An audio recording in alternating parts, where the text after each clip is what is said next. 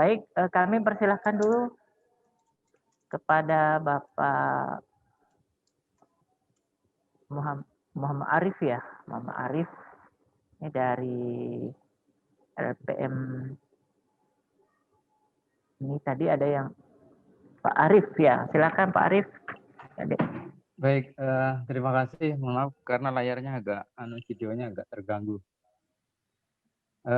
Terima kasih luar biasa dan sepertinya juga menguras tenaga dan pikiran kalau direnungkan gitu nih.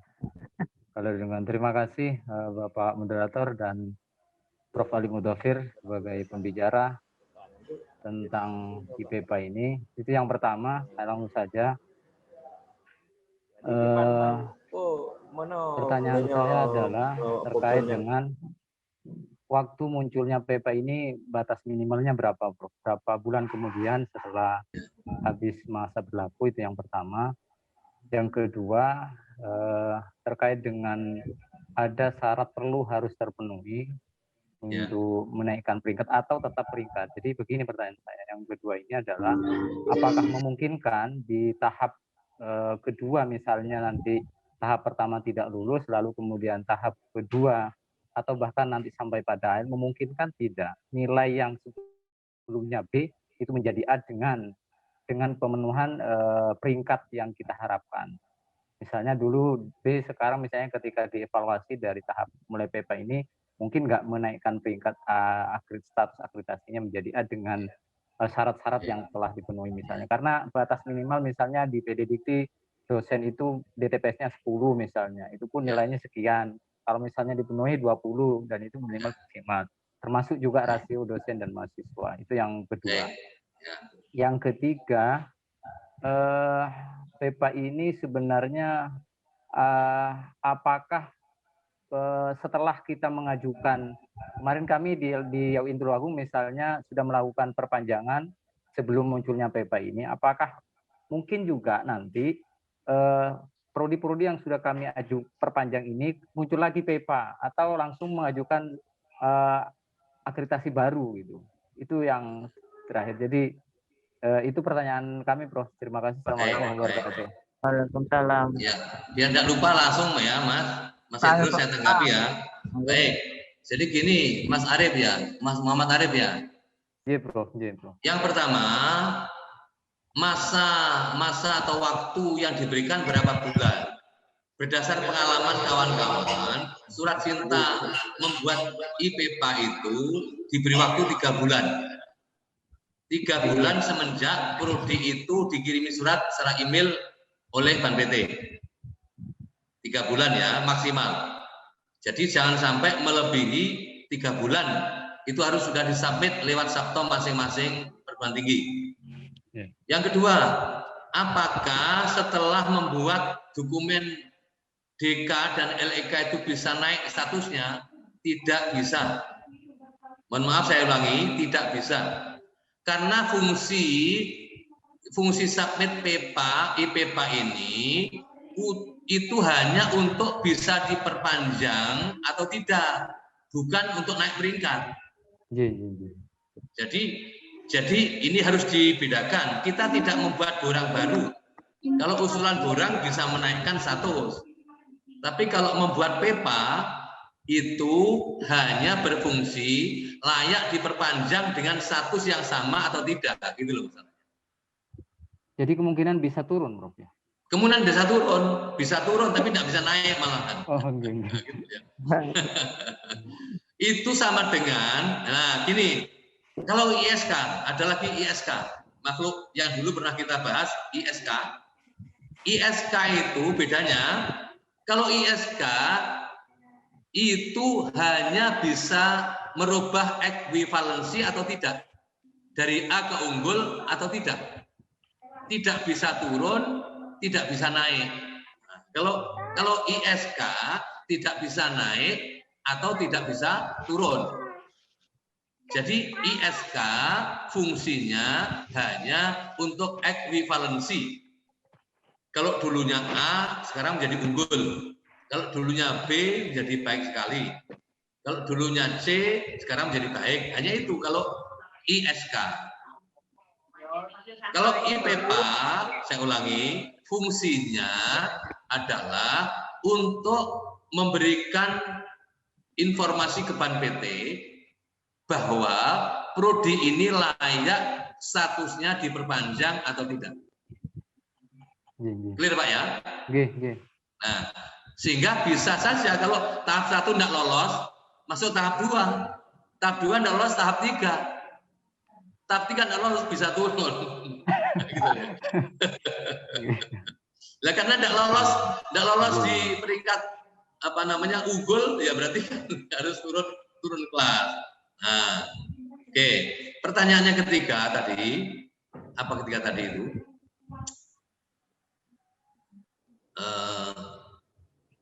Sudah mengunggah dokumen, apakah masih diproses IPPA-nya? Misalnya kami sudah melakukan perpanjangan. Iya. Apakah nanti di akhir kemudian juga akan muncul PEPA itu? Apa harus mengajukan ulang gitu? Oh gitu ya, gini. Kalau sudah mengunggah dokumen, itu kita tinggal nunggu Ban PT, nggak usah kita mengajukan apa-apa. Kalau sudah mensubmit dokumen IPPA, kalau itu lolos, berarti langsung kayak tadi Mas Idrus setelah diunggah IPPA, kan apa Mas Idrus? Akhirnya Ban PT mengeluarkan perpanjangan status peringkat akreditasi, kan gitu. Jadi kita menunggu. Kalau ternyata setelah kita unggah muncul lagi email surat cinta bahwa kita masuk ke tahap 3, ya kita ikuti saja permainannya Ban PT. Yang punya lapangan kan Ban PT, Mas. Yang punya land ini Ban PT. Jadi ya kita ikuti saja. Kita siap-siap untuk didatangi asesor, akan di visit seperti akreditasi visit itu. Itu aja, Pak. Ini berarti berlakunya hanya 1 kali perpanjangan, Prof ya, untuk PEPA ini. Iya, lah kalau sudah diperpanjang, misalnya diperpanjang, statusnya misalnya B. Oke, taruhlah B misalnya, layak diperpanjang. Kemudian setelah itu kita lalu membuat ISK. Nah, membuat ISK dan ternyata diterima, lolos. Maka prodi kita menjadi baik sekali. Sudah selamanya tidak perlu membuat kurang B, tidak perlu membuat kurang 9 kriteria. Kita sudah baik sekali. Jadi perpanjangan hanya sekali toh, perpanjangan hanya sekali. Untuk itu lalu berlaku ketentuan Ban PT nomor 1, perpanjangan hanya sekali. Untuk yang kedua, kalau kita tidak membuat ISK, berarti prodi harus membuat kurang 9 kriteria. Nanti setelah 5 tahun kita harus membuat kurang dengan 9 kriteria. Apakah B itu masih layak diperpanjang apa enggak? Harus kurang sudah. Nah gitu loh, Pak.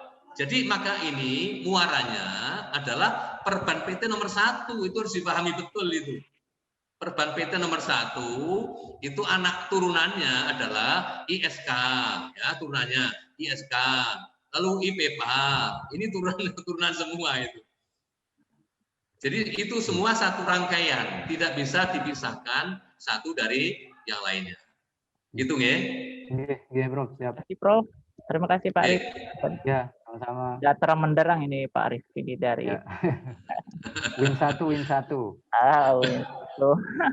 Kami Win 1 dulu aku ya ini. Ya. Ini kami ada yang bertanya lagi di chat ini, Prof ini dari yang langsung. Iya. Ini ada 2 prodi yang mau habis masa akreditasinya. Ada yang hanya 2 bulan berjalan, ada yang kurang 4 bulan berjalan, tetapi sampai saat ini belum ada penilaian dari Ban PT ini. Gimana ini, Prof? Apa aman? Baik, dari Langsa ya. Langsa. Jadi problemnya apa tadi? Sampai sekarang? Masa akreditasinya udah mau berakhir. Oh, oke. Sudah daluarsa.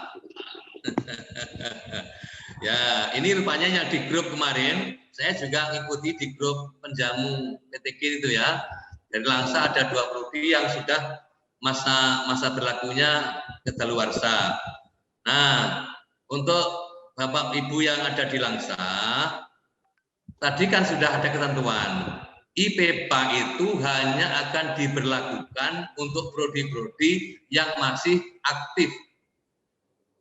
Nah, artinya belum mengalami kedaluwarsa.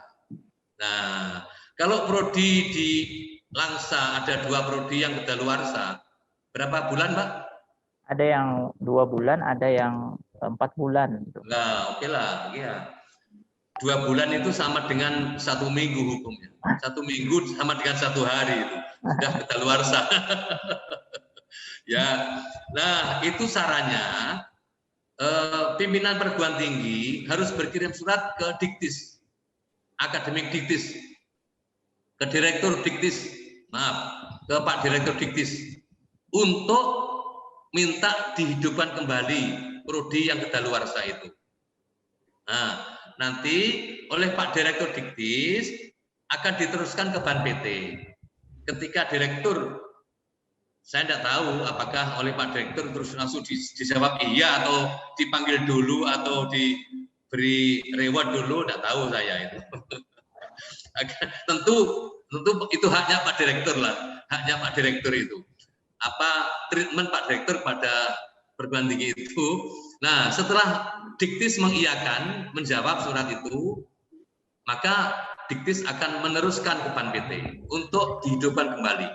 Jadi starternya itu akinya dihidupkan dulu. Setelah akinya hidup, nah maka berhak prodi itu masuk dipantau oleh Ban PT. Nah, gitu. Itu ya. Lalu berikutnya ya sama dengan yang lain setelah itu. Jadi sebelum Bapak hidupkan dulu, dibelikan aki baru, ya mohon maaf, itu ibaratnya mobil itu, 2 mobil prodi itu mogok, Pak. Mohon maaf, Pak. Mogok, nanti kasihan penumpangnya itu. Ya, mohon maaf instruksi, Pak. Saya yang tanya, Pak Prof. Iya, Pak Syafi, ya Pak Syafi. Ya, Pak Syafi. Ya, begini Pak Prof. Maksud saya begini, itu kasusnya lain, Pak Prof. Ada 2 prodi kami, prodi Bahasa Arab dengan prodi KPI, Komunikasi dan Pengislam, itu mau selesai ini akreditasinya, Pak. Dua-duanya akreditasinya B. Cuman sampai sekarang belum ada surat cinta atau apapun yang masuk ke kami. Oh, gitu. Oke. Baik. Kalau begitu lain dengan yang tadi kasusnya ya, bukan yang mati. Lain Pak. Itu baik. Nah, ini Pak. Kalau yang sudah mati jelas ya, dibelikan aki baru dulu. Kalau yang belum mati, tahun depan misalnya ya, prodi KPI itu tahun depan akan berakhir. Maka TS 1 tahun sebelum berakhir itu Pak, itu dalam penilaian sekarang ini. Dalam masa-masa khidbah itu. Dikhidbah oleh Ban PT itu. Ya, ditontoni ya, dikhidbah bahasanya. Ibaratnya manten itu mau dilamar ini, dikhidbah. Nah, untuk TS setahun sebelum masa berakhir dilihat, dipantau, dievaluasi oleh Ban PT. Kalau sampai sekarang Bapak belum menerima surat cinta, ada 2 kemungkinan. Kemungkinan pertama, belum selesai memantaunya. Jadi jangan senang dulu, Pak. Belum selesai mantaunya. Atau kemungkinan kedua, sudah lolos Bapak, tidak ada surat cinta. Nah, kalau tidak ada surat cinta nanti mesti di Sabto Langsa, Yan Langsa akan muncul perpanjangan otomatis. Nah, jadi akan dikeluarkan surat perpanjangan oleh Ban PT tanpa mengajukan, Pak. Tanpa Bapak mengajukan itu. Jadi otomatisnya itu karena sudah dipantau lewat PEPA dan sudah dinyatakan lolos pemantauan tahap 1. Maka Ban PT tinggal mengeluarkan surat keputusan sertifikat berlakunya perpanjangan prodi itu. Banyaklah prodi-prodi kita, kayak kami di UINSA sudah ada 4 atau 5 prodi itu yang sudah keluar akreditasi perpanjangan otomatisnya. Sertifikat sudah keluar tanpa dulu ada surat cinta, itu Pak. Mungkin di perguruan tinggi Bapak Ibu juga banyak. Tanpa ada surat cinta, tapi surat perpanjangan sudah dikeluarkan. Itu artinya sudah lolos pantauan tahap pertama. Itu ya, Pak. Siapa tadi? Pak Syafi ya. Ya. Tinggal berdoa ini Pak Syafi, mudah-mudahan tidak dapat surat cinta. Ya, ditunggu aja Pak Syafi. Ya, ditunggu. Mudah-mudahan tidak ada surat cinta gitu aja. Baik, terima kasih Prof atas penjelasannya. Kemudian kami melangkah ke Pak Muniron. Ya, Pak Muniron udah raise hand. Silakan Pak.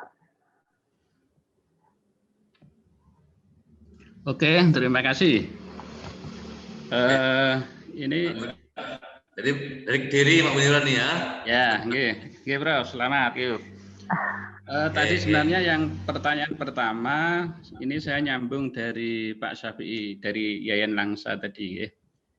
Jadi untuk pemantauan tahap pertama itu kita kan tidak mengetahui tandanya apa yang tidak tahu ya.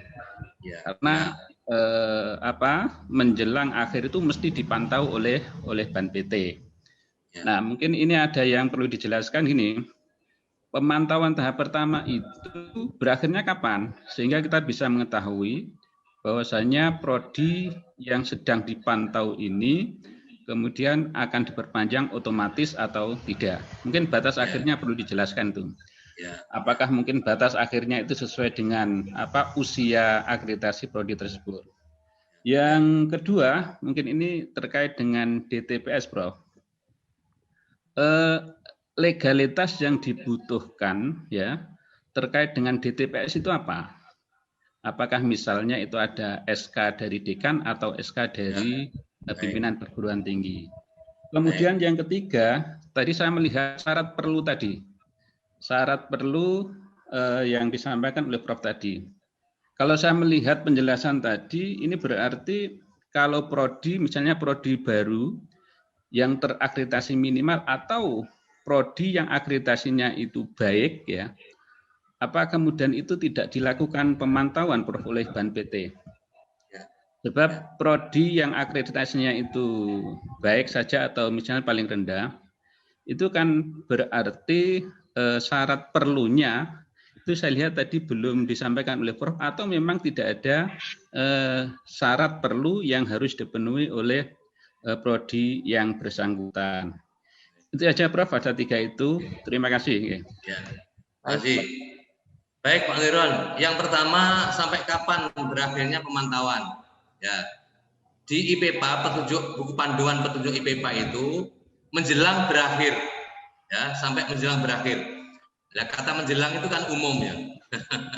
itu TS setahun sebelumnya itu sudah dipantau Pak. Jadi kalau tahun 2022 berakhir, maka 2021 ini TS penuhnya, berarti mulai 2019, 2020 TS penuhnya kan begitu. TS penuhnya adalah 19-20 itu dipantau karena 2021 sudah berakhir. Kalau berakhir 2022 TS penuhnya ya 2021. 2021 itu berarti mulai September 2020 sampai Agustus 2021 itu tahun penuhnya itu dipantau oleh Ban PT. Kalau habisnya tahun 2022. Nah itu Pak Miron, jadi masa berakhirnya. Nah sampai kapan lagi nanti itu perlu gini. Kalau sampai akhir masa berlaku, misalnya berlakunya Desember 21. Sampai Desember 21 tidak dapat surat cinta, gitu ya. Berarti prodi itu sudah jelas selamat dia dari pantauan, lolos dari pantauan. Tapi kalau belum lolos, mesti ada surat cinta, kan gitu indikatornya. Kalau tidak ada surat cinta berarti lolos sudah. Baik, kemudian yang kedua apa Pak? Terkait dengan DTPS. Oh ya, DTPS. Yang dibutuhkan dokumen untuk DTPS itu seperti panduan dalam DTPS kurang itu adalah SK yang dikeluarkan oleh perguruan tinggi, SK pengangkatan yang dikeluarkan oleh perguruan tinggi. pengangkatan dia sebagai dosen. Kalau dia dosen negeri ya SK PNS SK jabatan fungsional sebagai dosen itu yang penting. Bukan sapek ya, bukan sapek, tapi SK fungsional dosen yang pertama. Nah, itu yang penting. Ya, kalau dilengkapi yang mulai SK sapek, SK Peknep, lalu SK fungsional yang pertama. Itu tolong dilampirkan. Kalau PNS, kalau dosen BLU, dosen tidak tetap, ya SK BLU dari rektor itu yang perlu dicantumkan. Jadi bukan surat tugas mengajar loh Pak ya. DTPS itu bukti bahwa dia sebagai dosen tetap di prodi itu bukan hanya surat tugas mengajar, tapi SK yang menyebutkan bahwa dosen tersebut diangkat, benar-benar diangkat sebagai dosen pada perguruan tinggi itu sejak kapan. Nah, itu yang perlu. Kemudian yang ketiga Pak Muniron, ya sudah barang tentu kalau yang ketiga tidak memenuhi yang untuk yang baik atau yang C itu tidak perlu disebutkan. Karena kalau sudah C masa mau disebutkan tidak memenuhi C ya apa namanya? Tidak memenuhi peringkat. Nah, itu adanya begini Pak Muniron. Itu berlaku di Perban PT itu. Perban PT nomor 1 ada ketentuan. Prodi yang telah mendapat izin operasional dengan SK minimum. Kan gitu kan? Nah, maka 2 tahun semenjak menerima mahasiswa baru itu harus mengajukan akreditasi. Nah, itu persoalannya. Jadi akreditasi minimum itu hanya diberi waktu 2 tahun pada dasarnya. Mohon maaf, jadi kalau ada prodi, dosennya hanya 5. DTPS-nya ya, DTPS hanya 5. Keluarlah izin operasional dari PNPT dan dari Diktis, DTPS hanya 5. Berarti DTPS itu hanya memenuhi akreditasi minimum. Dan itu masa berlakunya hanya 2 tahun. Itu loh ya. Hanya 2 tahun. Setelah 2 tahun maka wajib untuk membuat borang. Disubmit ke Sabto Ban PT. Nah, itu harus bertambah dosennya. Kalau DTPS-nya hanya 5, di PD Dikti hanya 5, jelas nanti ini akan jadi C terus ini. Minimum terus artinya gitu loh ya. Masa minimum terus gitu. Untuk menjadi baik sekali atau menjadi B tidak bisa. Karena hanya 5 terus. Berarti minimum terus. Masa kita ya tega memberikan ijazah kepada lulusan kita dengan predikat minimum terus itu. Nah, itu satu. Asumsi yang kedua, satu mata kuliah di TPS-nya hanya 5, bisa dihitung. Kurikulumnya 144 150 SKS. 150 SKS. Mata kuliah yang terkait dengan kompetensi prodi, anggaplah kira-kira ada 2/3. Yang 1/3 itu mata kuliah lain, yang 2/3 sesuai dengan kompetensi utama prodi.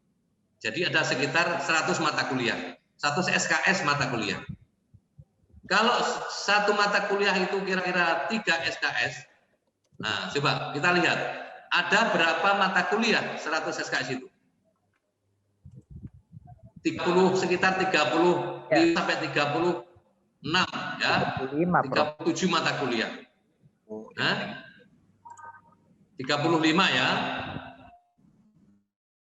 35 mata kuliah. Masa 35 mata kuliah itu diampu oleh 5 orang dosen? Nah, logikanya begitu. Jadi mata kuliah kompetensi utama prodi yang tentunya berbeda-beda, masa itu cukup tercover dengan 5 dosen. Nah, ini dari segi reasoning kita, ya dengan common sense saja kira-kira itu impossible, gitu loh ya. Makanya kenapa minimum? Ya karena sudah sangat berat kalau hanya 5 dosen kemudian menuntaskan apalagi 144 SKS, 150 SKS diayai oleh 5 dosen. Nah, berat sekali. Itu logikanya begitu Pak Muniron. Oke, saya kira begitu. Terima kasih. Saya kembalikan. Terima kasih Prof atas penjelasannya. Kemudian kami melangkah pertanyaan berikutnya dari Universitas Kutai Kertanegara dari Pak Zen. Pertanyaannya, jika masa akreditasinya sudah berakhir dan status di Sabto menunggu hasil, apakah kami termasuk sudah selesai penilaian tahap 1, Prof? Saat ini kami tidak melakukan pengiriman borang sama sekali karena informasi di beberapa seminar tentang akreditasi kami tidak perlu mengirim dokumen. Nah, ini gimana penjelasannya, Prof? Ya, jadi Bapak Ibu sekalian, untuk semua saja saya kira ini ya. Pertama-tama memang kita harus membaca Perban PT nomor 1 itu dengan tuntas ya.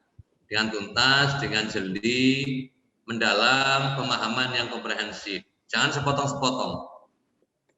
Kalau kita memahami dengan sepotong-sepotong, nanti resikonya ya mungkin akan ada pendapat yang begini ini.